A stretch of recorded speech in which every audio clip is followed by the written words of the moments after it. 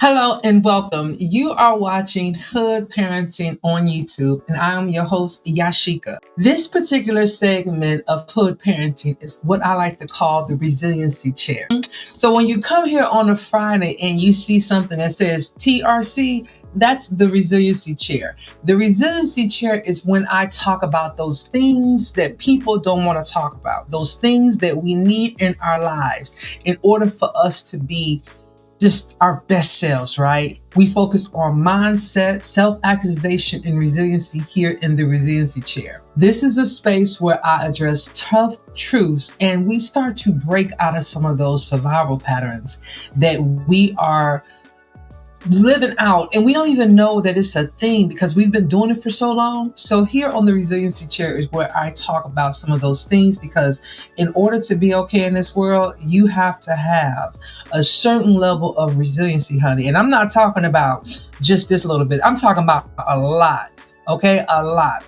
And so today on the Resiliency Chair, the topic that we are covering is how to start over without shame. Yeah, how to start over without shame. And I know that this is a topic that scares people a lot, right? Starting over, period, scares people a lot. And a lot of times when we talk about starting over, we're usually talking about something like a marriage, a relationship, a job, a situation, or just you simply reinventing yourself. Because, see, a lot of times in those things, like that job, for example, I remember when I retired from the military in 2016. And so I recall there was a time that I said to myself that I knew that I would always stay 22 years no matter what, because with my oldest son, when I gave birth to him, I had already been in the Army for 4 years. And so now, mind you, my baby boy wasn't part of the equation because I had him at year 12, and clearly he was not he had no type of influence on how many years I served, because I had him year 12, and baby, I wasn't necessarily staying until he got 18. But my oldest son, I knew that I was going to stay in at least for 22 years, because then that way it would allow me to be in until he graduated high school. Once I hit my 15 years in, I went OCS. And at the time, the requirements for OCS was that you had to do 10 years from the time that you became an officer. So for me, the day that I officially became an officer was January of 2007. January 2007. So according to that regulation, for me to stay in the military or for me to get all my benefits as an officer, I had to stay until 2017. But as luck would have it, around my sixth or seventh year in the military, they changed it and said that all people who were prior service, which that I fell up under that because I was in 15 years when I transferred forward over to an officer. They came back and said everybody who was prior service, you did not have to do 10 years as an officer. You only had to do 8 years. So I'm thinking to myself, you know what? That's cool because I don't have to go until 2017. I can get out prior to that. So let me tell you what happened. Sure enough, at my year 8 as an officer, I said to myself, Yashika, it is time to go. It is time to go. The way it works is that you put in your paperwork a year out from the time that you want to call it quits. For me, that meant that I dropped my paperwork in June of 2015.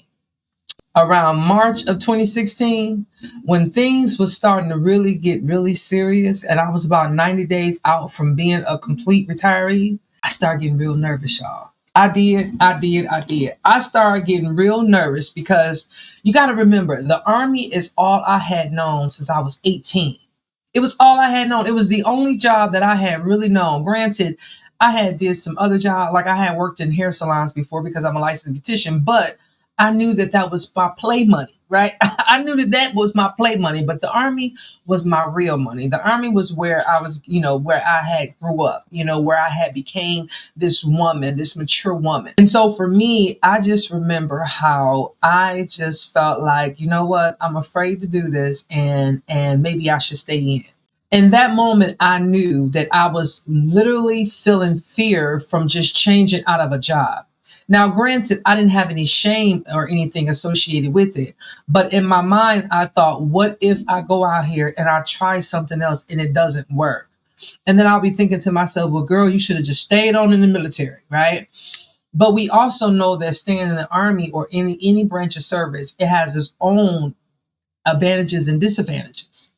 And so I had to make that decision for myself. But I knew that that job was a job that I was very hesitant about when it came time to get out, simply because I was used to being in it, right? I was used to being in it. I was accustomed to it. I was familiar with it. Anything outside of that would have been me having to start over and me being uncomfortable. And you know how it is. Sometimes we're not comfortable with being uncomfortable. And then, of course, there's those relationships that we're in. And trust me when I tell you, I've had my share. Marriages specifically, right? Marriages specifically. When you get married and then you turn around and divorce, it's one of those things where you're like, you know what? Maybe I should have listened to other people. Or maybe I should have did this, and there is a certain level of shame that comes with it because you think that, well, a divorce, because divorce is, for lack of a better word, divorce is failure in a lot of ways. It is failure. It's failure in the ability to hold your promise before God, right? Because you made a promise, right? You made a promise that till death do you part, and you didn't stick with it. And so, unfortunately, I did that twice where I did not stick with my promise and I ended up divorcing. Now, I can tell you that in the early stages of my first divorce, of course, there was this maybe I shouldn't simply because it was new to me. And I can honestly tell you that it wasn't so much after the divorce and I felt that way. It was actually during the divorce process.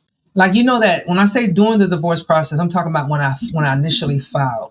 When I initially filed for divorce, it was like, what am I doing? What am I doing? And you shouldn't do it this way. So there was a certain level of shame there, even before I filed the paperwork.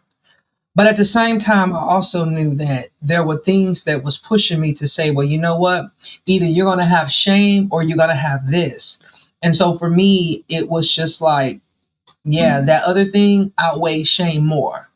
And so I knew that I can go forward with it, but you do feel a level of shame in there because people look at you like you didn't succeed because you didn't. I mean, it is what it is. You didn't. And sometimes it's meant that way, honey. Make no mistake about it. Sometimes it's meant that way. Sometimes some marriages should have never happened anyway. I'm not going to tell you, brother, not mine. My two was part of should never happen. But what I will say is that some marriages should never happen anyway. And so when you do get a divorce, you don't feel anything. And then, yeah. But anyway, that's just my little 2 cent, my little tidbit, my little tidbit. Okay. But here's the thing. Why do we necessarily feel shame? We feel shame because we think that starting over means that we failed, just like I said. But the real failure is refusing to grow. Because if I had stayed in that career, which was the military, or if I had stayed in either one of those marriages, I can't tell you where I would be. But I know one thing, I wouldn't be doing this right here if I had stayed in the military. Why? Because the military took all the life out of me. It took all the life out of me. It took all the life out of me. It gave me gray hairs. Like, listen, honey, listen. I am thankful for everything that it offered me and everything that it gave me. But I am also thankful that that part of my life and that chapter has closed. Yes. If no one else told you, if no one else tells you, that is one part of your life that you are very, very, if you serve, that you are very, very grateful for, and you are very, very, listen, you are humble by. Because we know that a lot of us don't come out and still have our, all our limbs and 10 fingers and toes and have some sense of what's going on with the world outside. Now, I'm not going to tell you that I got everything up here. Okay. I'm not going to tell you that, but I do have, I do have sense. And so I'm one of the lucky ones, but I'm also grateful that that part of my life is over. And I knew that if I had not stepped away from that, then I wouldn't have grown, because in the military, granted, you can grow in the military. But now that I've been out for 9 years, I've been retired now for 9 years. It's one of those things where I don't ever remember just being a civilian. Because even when I became a civilian, or excuse me, a soldier at 18, I wasn't an independent person. Like I had one foot at my mom's house and one foot out the door prior to joining the service. So for me, I mean, I was taking care of some things, but I didn't have 100% of responsibilities for 100% of my life. But I also knew that the military offered me growth inside of the military, but it didn't offer me growth outside of the military, which was the place that I was going to have to eventually get to. Whether I served 20 years, 30 years, or 35 years, eventually I was going to have to be a civilian. And so I knew that being a civilian allowed me to grow. It allowed me to uncover that part of Yashika that I had to tuck away, for lack of a better word. That's what we're going to say, tuck away. Because you already know that all of this, honey, all of this and all the glory that I am, there's no way in the world that if I had showed up like her every day, I would not have made it for 25 years. Because one thing that the military does is that it humbles you. And so for people who have big personalities like myself, yes, there are times where you can use it. Yes, there are times where it is a blessing, but then there are times when it's a curse. And so sometimes you just got to put your head down or keep your eyes straight forward and just keep on walking, because that's the only how you're going to make it to the end. And so now that I'm outside of the military, I have been able to uncover things about myself that I enjoy, things that I like. I like being able to dress up every day. I like being able to think about what I'm going to wear. I like being able to just go out in the civilian world and mingle with people and not have to talk about work. Because even in the military, that's something you do all the time. When you're around your military friends, you talk about the military still. So that's why I say once you give up certain things, you grow in so many areas. And I'm extremely thankful for it. Another thing that we have to do is that we have to learn to redefine the narrative. A lot of times we choose not to start over because we don't want to define the narrative. And we have to sometimes redefine the narrative. Starting over is strength, not weakness. So when people look at you as if, okay, for example, my divorce, some could look at that as being a weakness. Like, well, you know what? You don't have the ability to sustain a long-term relationship. And that's true in a sense. But here's the thing. First of all, let's define long-term, because it was long-term. Okay. Anything over 3 or 5 years is long-term. And both marriages were over that. Another area that I want to redefine the narrative is the fact that it takes guts to be able to say, you know what, I choose this person to possibly live the rest of my life with, or you know what, to live the rest of my life with, because ultimately that's what you're saying. You're not going into a marriage thinking that you're going to divorce. At least I don't think so. You go into a marriage thinking that, you know what, this is who I'm going to be with until death do me part. And so you have that idea in your mind that, you know what, if I don't make it, then I fail. But you have to look at it from the perspective of it takes courage to even walk down the aisle.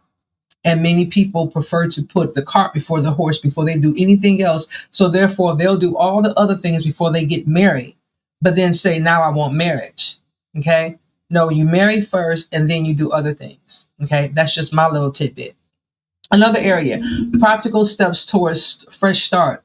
A lot of times when people are coming out of situations, whether it be a relationship, a job, or whatever, they don't know how to go forward. They don't know what to do to say, okay, how do I make this story my own now?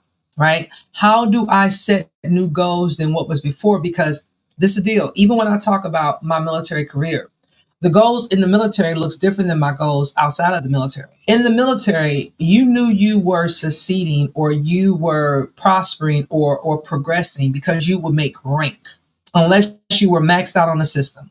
So the max outs are E9, W5, and O10. Those are your max outs. So if you're not maxed out on any of those levels, then you have room to grow. And so in the military, it tells you, it kind of gives you this thing to say, okay, you've done better because you're getting promoted. It's like, okay, and you just like any other job, you get promoted so you know you're improving at your job. In the civilian world, there's no check the block. There's no check when it comes to, and I'm not talking about career.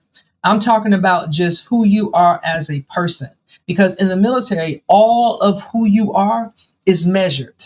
All of who you are is measured. Your physical ability, your intellectual ability, the way you lead, the way you take military understanding and incorporate, like all the things that you do is graded more or less, and it determines your promotion, just like a job.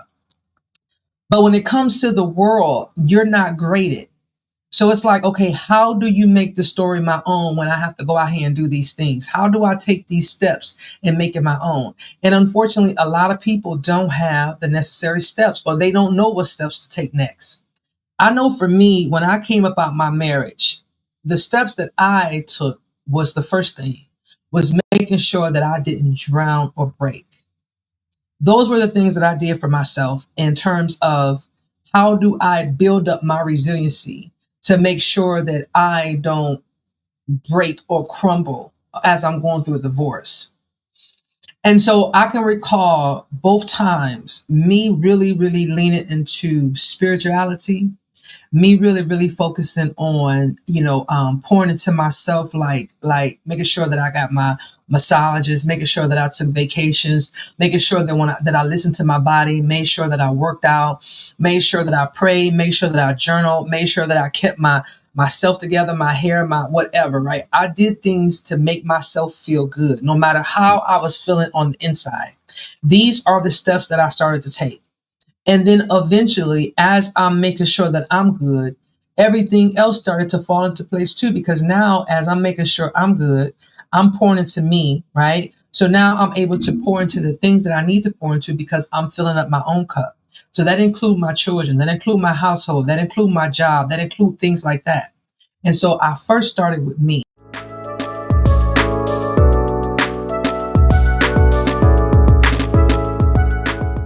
Same thing when it came to me getting out the military, leaving my job. How do I start to do another job? Before I even got out, that 1 year prior to me getting out, when I made the decision that I was going to transition jobs, my first thing I thought about is what credentials do I have? How do I make it where I don't just stay stuck? Because a lot of people a lot of people are in the military. They're there because they don't know how to let go. So they'll do 30 years, they'll do 35 years. And then when you ask them about it, you'll say, well, why are you still in? You'll be like, because I just have more to give. Listen, we always have more to give. We always have more to give, but it just shouldn't be given to one subject, one area of your life. It should be given to different areas. And what I do know is that my voice, the person that I am, it serves better in the civilian sector than it did in the military because the military suppressed a lot. And so this is how I make this story my own. How do I use my voice when I came from a job that didn't allow me to use my voice? And this is where I have this platform and other platforms, right? And then not only that, but release other people's opinions. When it comes to starting over without shame, you have to release other people's opinions about you. Let me tell you something. Even when I was retiring from the military, I had people that were saying to me, well, why are you getting out? What are you going to do? And if I was you, I wouldn't. And why don't you stay in? For the ones who thought that they were helping me, I understand they thought they were. But I also knew me. I knew that I had many credentials. I knew that I had many talents. I knew that I can do many of things in terms of being okay in the civilian world. Not to mention, I knew Uncle Sam was going to take care of me, so I wasn't worried about like the overhead. But when it came to my day-to-day life, I mean, I could go work basically anywhere because of my job in the military and because of the other credentials that I had. And so I wasn't afraid for myself in that. But what I had to do was not listen to other people tell me their opinions. Because if I had to listen to other people tell me their opinions, I probably would have stayed in. Because there were people that's like, ooh, is that what you want to do? Because for them, they weren't ready yet. And so they wanted to put their fear over onto me. And I had to recognize that. I had to recognize, is this how I feel? Or is this how I'm allowing their opinions to regulate my life or to cause me to have apprehensions about what I should be doing? And so when you're doing that, right, you have to really make sure that the person in your head is you and not anyone else. Because when it comes to starting over, you have to be able to do it without any shame. And when you are starting over, remember, why you feel shame, right? Why do we feel shame anyway? Most of the time it's because of how we see failure, right? By how we see failure. We shouldn't look at it as failure. We should look at it as an opportunity to grow. We feel like when we do certain things, it's failure. It's not. Not only that, but we need to learn how to redefine the narrative. How you tell your story is up to you because see, even in a marriage, There's their person's story, there's that person's story, and then there's a story in the middle. So you have to find out what narrative helps you in your life, right? Because starting over takes strength. Remember, okay? Take practical steps to a fresh start. If you know that this is something that you're going to do, whether it's change jobs, start listing down what you're qualified to do. Start listing what you're capable of doing or what you're interested in doing. If it's something about a relationship, start thinking about, okay, what are some things that I have to make sure I take care of? Because I know when you're married, there are responsibilities that you have jointly, as opposed to when you are single. Now all the household responsibilities become yours. And so these are things that you have to also think about when you're going through a relationship breakup, especially one where you were actually cohabitating or you have children together or you have things like that together. And then finally, don't forget to release other people's opinions. Listen, you can listen to everybody that has something to say, but at the end of the day, you have to listen to your own voice in your head. You have to listen to yourself in making any of these decisions, especially when it comes to starting over and not feeling any type of shame, because you will definitely feel something. All right. So in closing, your past is not your prison, and you should not still be holding on to it as if like, well, you know what? I can't move forward because of this. No, your past is not your prison. Starting over does not mean that you were broken. It means that now you are free, right? You are free. Shame can be heavy. Shame could be a burden. And that's why new beginnings for you should be a light. So starting over, look at it as that way. It is a light. It is a new beginning. Listen, I don't know who this is for, but I know this is for somebody. And if this is your first time here on Hood Parenting, especially on the Resiliency Chair or any of my segments, on Sunday I have Hood Parenting Live, and on Wednesdays I drop a video called Hood Wisdom Wednesdays. All right. And then here on Fridays we have the Resiliency Chair, where I give you a little bit of just a little bit of how to grow that resiliency. Because listen, resiliency is a muscle. Resiliency is not something that you just wake up one day or you're born with. Resiliency is a muscle. You have to train it. The more and more life pushes you and the more and more you push life, the more and more your resiliency grow, the more and more that muscle grow. Think of it as your gluteus maximus muscle. Think of it that way, because that's the biggest muscle in your body, right? Your resiliency muscle is the biggest muscle that you're going to need in this life. I'm here to tell you. All right. So listen, if this is your first time here, don't be shy. Go ahead and let me know this is your first time here. And if you feel so inclined, go ahead and subscribe to my channel and turn on your notifications so that when I do go live or post a video, you will be one of the first to know. All right. I will catch you guys in the next video. Bye.